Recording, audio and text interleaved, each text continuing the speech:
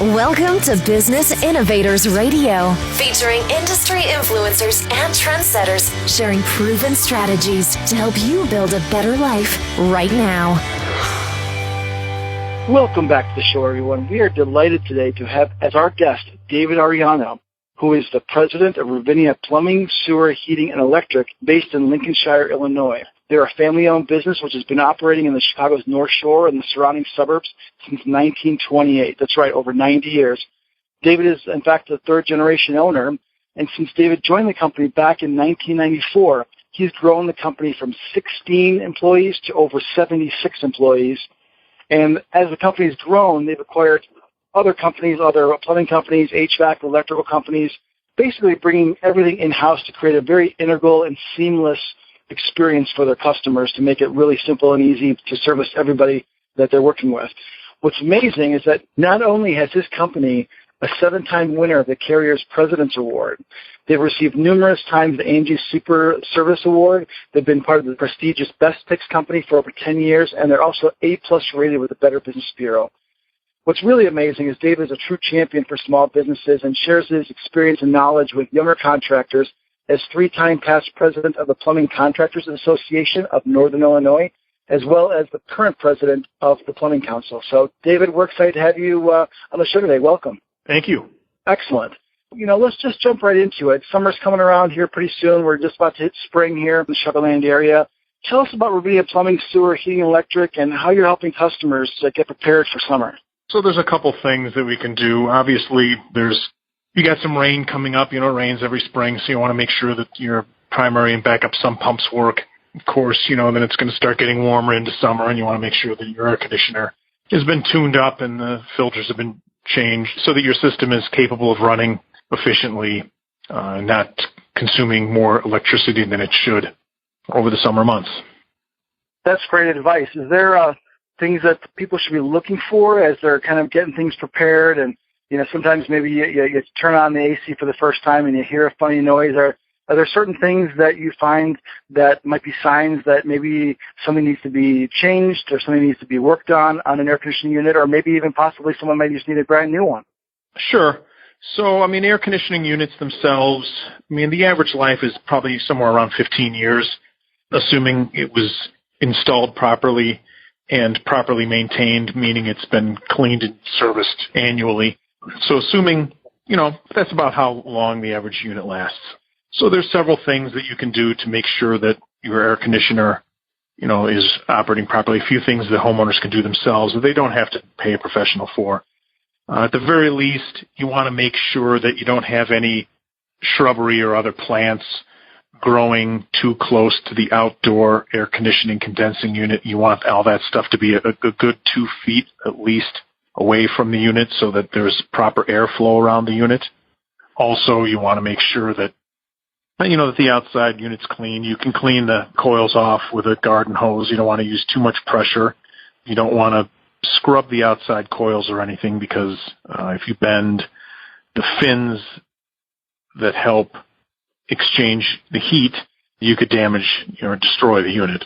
So, David, could you explain some of the signs that someone may need a new air conditioning unit and some of the things they can do to make sure the unit's up and running and ready to go for summer? Sure. There's a couple of things you can do. The first is to make sure that the filters in the furnace are clean. If you have a 1-inch thick filter, those filters need to be changed every month. If it's a 4 or 5-inch thick filter, those filters should be changed twice a year. And now regarding the outdoor air conditioning condensing unit, those coils get dirty over time. They need to be cleaned, but you have to be very careful the way you clean them. Don't clean them with a pressure washer or with high pressure water. You just want to give it a rinse with a garden hose. If they're very dirty, then you're going to need a professional to professionally clean them with a special type of coil cleaner. Don't scrub the fins, because if you bend them over, you'll damage or destroy the air conditioner. The other thing you want to make sure is that you don't have any plants or shrubs that are growing too close to the condensing unit. You want to keep all that stuff a good 2 feet away from the condenser so that there is enough room for proper airflow so that the unit can work efficiently.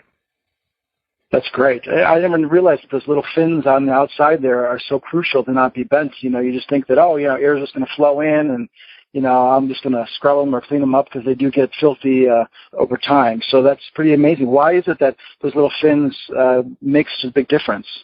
The way an air conditioner works is the system is absorbing the heat inside of your home, and that heat is being ejected to the outside. There's some physics at play as to why you can take heat from inside your home that might be 70 degrees and still be able to expel that heat outside when it's 90 or 100 degrees, but there's some gas laws that get into that whole thing. So in any case, all those fins are part of the heat exchanger, right? So you're trying to exchange the heat from the refrigerant that's flowing through that heat exchanger to the surrounding outside. So the higher the efficiency, the larger or the more surface area your heat exchanger is going to have. And if you start bending those fins over, you just reduce the efficiency and the ability for the system to cool to its fullest capacity.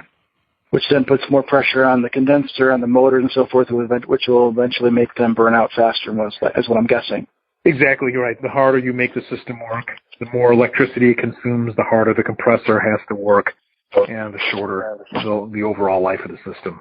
Got it. Makes sense. Makes total sense.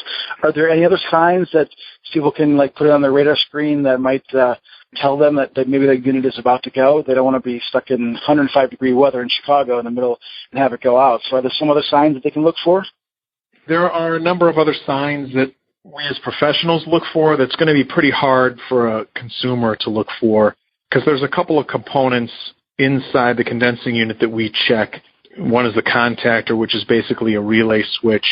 Those will get pitted over time and fail. There are start and run capacitors that will wear out over time, but you have to be very careful. I do not recommend reaching in to the area of the condensing unit that contains those components, because those components operate at somewhere between 20 to 60 amps at 240 volts. So if you accidentally touch anything in there when it's live, you'll be lucky if it doesn't kill you. So wow. You really need to know what you're doing before you start nosing around inside the condensing unit. Got it. One of the things that I've noticed in home ownership is sometimes when you're kicking it off for the first time, the lines freeze up. Maybe, I don't know if I'm cranking the AC way too low too fast, but I find that there's a lot of ice that forms on those pipes from the condenser that's going into the house. Is that a sign that it's going bad, or is that just something that I'm turning things on right? Right. No, it's definitely a sign of a problem. So there's a number of reasons why that can happen. One of them is if you don't have enough airflow through your system. So if your filters are dirty or if you've closed down registers, then what happens is the face of evaporator coil, which is the other half of the air conditioner that's inside the house that absorbs the heat. If you don't have enough airflow going over that system, that coil can get too cold, below freezing. And then when your air conditioner is running, it's doing two things. It's not only cooling the air, but it's also dehumidifying the air. So that humidity comes out as moisture that's collected on the face of that evaporator coil. And if the coil gets too cold, that moisture, instead of running off of the coil, will freeze on the coil, and then it lets ice start building down, up that line set to the outside condensing unit. It can also happen if the system is low on refrigerant. It can happen if there's a restriction somewhere in the refrigerant circuit. So there's a couple other things, but most of those are problems that you're going to need a professional for. Got it. Okay, good. That's good to know. So kind of what I'm hearing here is that for a lot of these things, you almost need to have like an air conditioning tune-up or a checkup of some sort, because there's a lot of things that could be going wrong that me as a layperson couldn't do on my own, where I need a professional like yourself to come out there. Would that be a correct assumption? Right. I mean, certainly some of the problems that we described earlier, the things to look for earlier, those are all things that we look at. Regarding proper refrigerant charge for your system, the system isn't charged properly sometimes they were just never charged properly from the day they were installed, or some systems can develop a small refrigerant leak over time. So if the charge is off by only a little bit, it will make the system run harder, requiring more electricity to get the same amount of cooling out of the system. So there's a drop in efficiency, which creates higher electric bills. And if the refrigerant level drops too much, then not only are you paying more on electricity, but you're also losing cooling capacity. And finally, if it drops enough, then it's going to start freezing up, like we described earlier. Right. Makes sense. Okay. So you can have a problem with a refrigerant charge, and it's not something you might not ever notice, but it's going to cost you more money over time to operate. Right. That makes a lot of sense. And if I understand it correctly, there are a few different types of refrigerants out there now too, correct? And some are being phased out? Right. So the refrigerant that's been around the longest now is referred to as Freon or R22.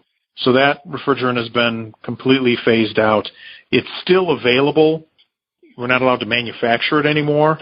So the refrigerant that's available is largely either inventory from when they were making it back prior to the 1st of 2020, or anything that's reclaimed from old units, cleaned and resold. So because that refrigerant is in short supply, its cost has gone up quite a bit. Fortunately, the replacement refrigerant, which is commonly referred to as Puron or R410A, that refrigerant's been out for, over 12 years now. So we've been installing systems containing R410A for over 12 years. So most of our customers don't really have to worry about R22. It's just older systems. So if you run across a system, an R22 system that does need some refrigerant, it's usually not a good idea to waste the money on very expensive R22. You're better off putting that money to a new system. Yeah, that makes a lot of sense. And it's great that you saw, the writing on the wall and kind of got ahead of the curve and made sure that you've been putting on these systems a lot longer than it's been around. So that's great. So I'm sure your customers are very happy with that. You get a tune-up, you find out that there's an issue, it's going to be very costly to fix or get my AC running. What do you feel are some of the biggest myths out there when it comes to people that are going out to buy a new AC unit because they realize that they need a new one? Sure. So the first thing is, in America, everyone believes that bigger is better, which is not the case with air conditioning. It's the exact opposite. So interesting. Yeah, so it's very important to properly size an air conditioner for the home that it's cooling. There's a lot of science that goes into that. The actual science is referred to as a manual J heat and cooling load calculation, and there's calculations that we as professionals do to figure out exactly how much heat or cooling a particular structure needs. And that, of course, changes from location to location. So, for example, the exact same house in Chicago will need less cooling than the exact same house in Phoenix, Arizona, which has a different cooling load than a house in Georgia, right? Because Phoenix gets very hot, but it's a dry heat. Georgia also gets hot, but there's a lot of moisture. So you'd have the same house in 3 locations, but you would have 3 different size air conditioners. Now, older, less efficient air conditioning equipment was much less sensitive to proper sizing and to proper airflow. All of the equipment made today is much more efficient than the stuff that was made 15, 20 years ago as mandated by the federal government. So while everyone benefits by having higher efficient equipment that consumes less electricity, it's much more critical that the entire HVAC system was sized and installed properly from day one. And sometimes what happens is we run into homes where we resize the system, we put the correct size air conditioner in, but maybe the ductwork that's in the house just doesn't support all of that. It doesn't support the right amount of cooling. So sometimes, we have to, as professionals, we need to go in and add and install additional ductwork. And of course the customer says, well, why do I need that? I never needed it before. Well, it's because you can't buy that air conditioner that you have. You can only buy what's available today, and what's available today requires improvements to your system. That's one component. The other thing that a lot of customers don't necessarily understand is air conditioners are designed to maintain a certain temperature profile.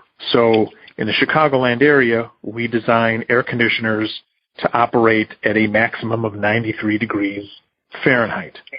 So if it's 93 degrees outside and your house is perfectly sized for a particular size air conditioner, then that air conditioner should run 100% of the time and not be able to cool the house below 75 degrees Fahrenheit. Interesting. Not everybody likes that, but there are variables to this whole equation. So air conditioners are made in increments of what are referred to as a half a ton of increment. So you can buy air conditioners that are 1.5 ton, 2, 2.5, 3, 3.5, 4, or 5 ton of cooling. But of course, houses aren't built in half-ton increments. So your air conditioner is always going to be maybe a little bit oversized or a little bit undersized. And as professionals, we try to get as close as we can. And that, of course, dictates how cool you can make your house on the hottest days of the year. So if a customer says, hey, I want my house to be 68 degrees when it's 100 degrees outside, that means we have to oversize an air conditioner. And while that might just work just fine for those really hot days, all the rest of the days when it's 80 degrees outside, it's not going to work very efficiently and may not work at all. So you can't always give customers what they really want. We're bound by the physics that governs the way our universe works and the way this equipment operates. So right, yeah, that makes a lot of sense.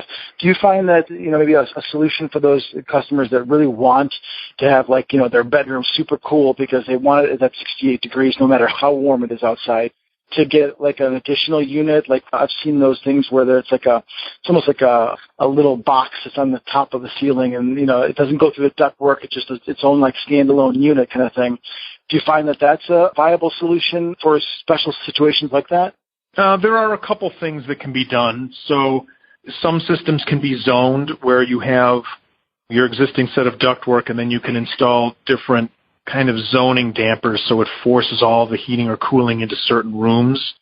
In the past, those systems didn't really work very well. They worked fine on furnaces, not so much on air conditioners, but today we have what are referred to as multi-stage air conditioners, which can up and down in capacity to match the capacity needed by a particular zone. So that's one option. The system that you were referring to a moment ago is referred to as a ductless mini-split system. So there's a self-contained evaporator blower unit that hangs on the wall, and that provides the cooling. So some of these standalone systems can cool lower if need be. So makes sense. That's great.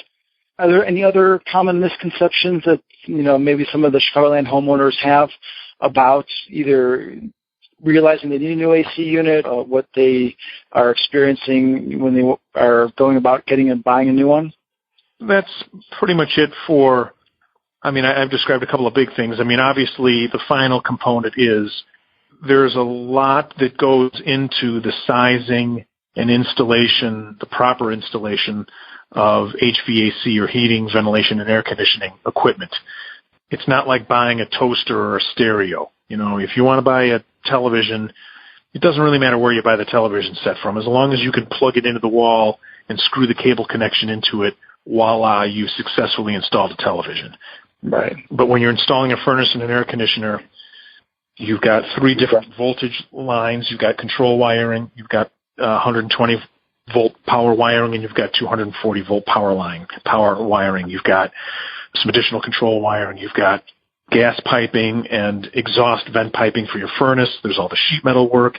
You have the line sets that connect the outdoor air conditioning condensing coil to the indoor air conditioning evaporator coil. Those line sets have to be purged with nitrogen, pulled into a vacuum, and then properly charged. So there's a lot of shortcuts that can be taken, which a lot of companies do, because that's where you get, there's the lowest bid is basically cutting the most corners and giving you an improper installation that most customers won't always realize they received because they won't see the savings on their utility bills that they should, and or they'll have equipment that just won't last as long as it should, and or the system won't provide them all the comfort that it's capable of. So right. Right. I think you're going to say it's the old adage, you get what you pay for, and you want to make sure that you're hiring a professional who's going to stand behind their work and is going to do the right job for you the first time. Right. If it sounds too good to be true, it probably is. Yep. Makes sense.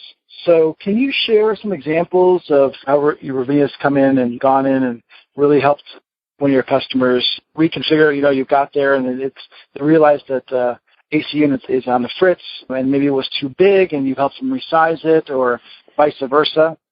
We run into that from time to time where we find furnaces that were oversized, and sometimes there are some things that we can do to derate the system so it's not overheating and short cycling and shortening the life of the equipment. There's not as much of that you can do on the air conditioning side, unfortunately. That's something that there's a little more latitude on the heating side of the equipment. But certainly we run into situations where they'll reuse line sets that weren't purged properly, so we can pull all the refrigerant out, pull the proper vacuum, recharge the system, get it working a little more efficiently. Another thing that people will tend to do is if there are rooms in the house that they're not using, they'll close off registers. That's always a bad thing to do because then you're restricting the airflow through the system, right? These systems are designed to see a certain amount of air that flows through the system, and when you starve these systems for air, you negatively affect the performance and their efficiency, and also cut down on their life. So sometimes customers will call up and the system isn't working properly, and then we'll go around, and sometimes the solution is as simple as opening up registers. There's maybe furniture that they put in front of registers. You got to move the furniture away. Sometimes we find registers that have these really nice fancy wood grills on them that are overly restrictive. We pull those off and put metal grills back in that allow for the proper airflow. So there's a number of things that the customers can look at just to make sure all the grills and returns are open and clean and whatnot. Yeah, I always thought, you're going to save some money by not heating rooms you're not in or not cooling rooms you're in, but actually it's the total opposite, which is very interesting. I think a lot of our listeners are going to really appreciate that little nugget alone on their systems. It's great. I know, David, your company has been a family business for over 90 years. You're third generation. Have you always wanted to be in the business, or what got you started in the family business? Well, I worked for my father, growing up, summers and weekends. I figured out pretty early on that I absolutely do not want to be in the business, so okay. I went and got myself a couple degrees in mechanical engineering, and I did that for a number of years and enjoyed it very much. And after doing that for a handful of years, my father approached me and gave me the sales pitch and kind of talked me into giving it a try, and I did, and that was 26 years ago. So far, so good. Sounds like he was a good salesman. Yeah, absolutely. That's great. Can you share any lessons you learned early on that still impacts how you do business today? Yeah. I was taught from an early age that if you tell somebody you're going to do something, you do it no matter what, because a person is only as good as their word. I've made a number of mistakes in my life where maybe I've opened my mouth too soon, and then, it is what it is. I eat it. I follow through and I do what I say I'm going to do no matter what kind of pain I might have caused myself. But on the plus side, people tend to have more respect for individuals who, I guess, follow that philosophy. Absolutely. I wish more companies had that same kind of philosophy because you don't see that as much in this day and age. So that's great. I appreciate you sharing that. So what would you say is maybe the most important question that homeowners on the North Shore and the surrounding suburbs should ask themselves as they consider looking for a new AC unit and how to go about buying one? Well, I guess the primary things to look for are just finding a good contractor, making sure the system was sized properly, that the contractor's going to stand behind the work, that they're going to be around to honor their warranties, and that their work is complete. So. Makes sense. And are there any important things, like brands? I know some products, brands are everything. Do you find that to be the case, or do you find that, a lot of the top brands, they're all pretty much equal out there? No, air conditioning systems and manufacturers kind of follow three tiers. There's the high-end tier, the stuff that's really well made, which comes in a number of price points. So typically Carrier and Bryant, Train, American Standard, those are kind of the top tier The next tier down tend to be, Lennox, Rheem, some of those products, and then on down from there. However, the worst piece of equipment properly installed will outlast and outperform the best equipment not installed properly. So it's not enough to buy really good equipment. You really need to have it installed properly. Wow, that's very interesting. I wouldn't have thought that, but that makes a lot of sense. If it's not installed properly, especially with this day and age, with, like you were mentioning, taking all those different factors and considerations to do it. If it's installed properly, it's going to last you great. If it's not, that's going to be the Achilles heel of the entire system. Right. Well, that's wonderful. Well, I appreciate all that you've shared with us. How can someone find out more about David Ariano and Ravinia Plumbing, Sewer, Heating, Electric, and how you can help them? Probably the easiest way is to check us out on our website, which is raviniaplumbing.com. There's all kinds of information on that site. If you go to our blog page, you can search pretty much any topic that relates to plumbing, sewer, heating, or cooling, or electric, and there's information on there that can help somebody. That's wonderful. Yeah, I found that your website does have a plethora of information. You've really gone the extra mile to make sure that everybody can be educated on knowing what they're getting into. So that's fantastic. Well, David, thank you so much for your time today. I really appreciate it. You've shared a wealth of information, and you really give a lot of golden nuggets for our listeners out there. So I really appreciate you being on the show today. Well, thank you for the opportunity. Absolutely. You're very welcome. So you have a great day. Well, there you have it, folks, for this edition of the show. We'll see you next time on The Inside Track. Thanks for listening to Business Innovators Radio. To hear all episodes featuring leading industry influencers and trendsetters, visit us online at businessinnovatorsradio.com today.